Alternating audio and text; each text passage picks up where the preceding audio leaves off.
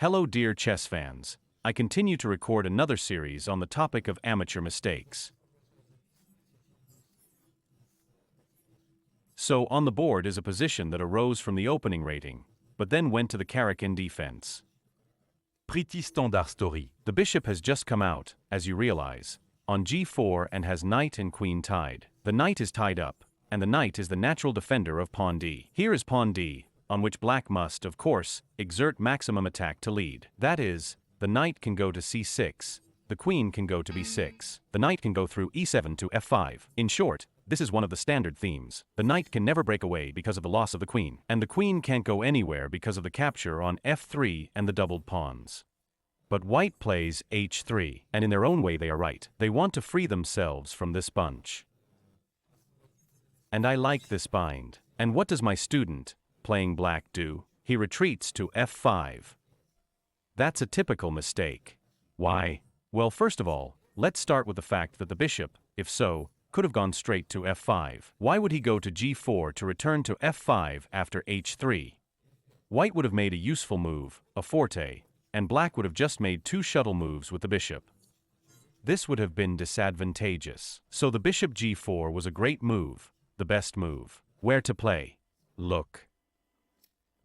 Let's see what would have happened, first of all, in the case of knight c3. Then black can attack the pawn. And let's say now the move h3 would be a mistake, because of bishop f3, queen f3 and knight hits d4. Well, for example, if the queen hits d5, the knight hits c2 and already without rook remain. That is, h3 was a timely and correct move. But now we could retreat with the bishop to h5. That would have been a great move. But not to f5. But the best move, beyond any doubt. Here the bishop hits f3. Why? Because now gf is completely wrong. The pawns become weak, isolated with double weak pawns. So of course the queen would beat. And now pawn d has no defenders. Knight c6, have to defend it with a pawn. Next, the black piece is free to move out. And next they will probably carry out their typical pawn minority attack. To ram the pawn, c3 will be played on the queen side. This is an ordinary position without any peculiarities.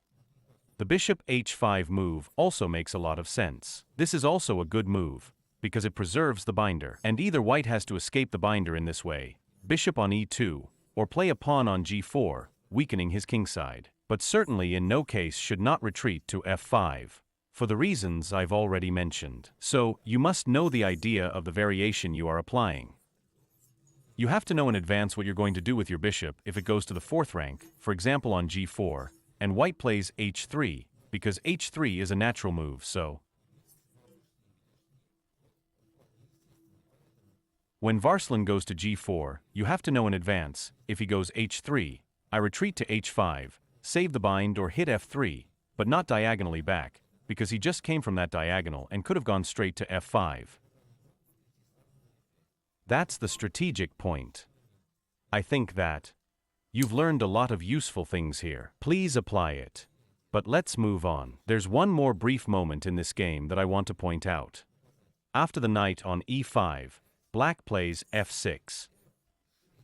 And a move which is not a losing move, because white doesn't have this check because of the move g6. That is, white can't make a combination, because he just loses a piece. But the thing is that they don't need to do that. They retreated with the knight. And then there was a big struggle, in which even black won. Well, it's good that they won, great. But why is the move f6 wrong?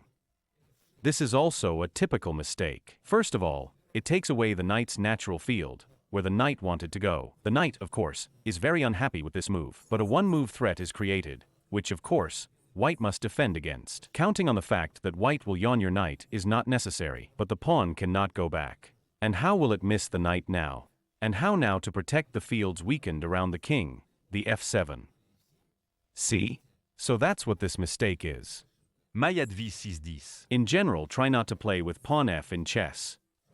As rarely as possible move pawn f, because it is the weakest field around your king, even if he makes a tracking move.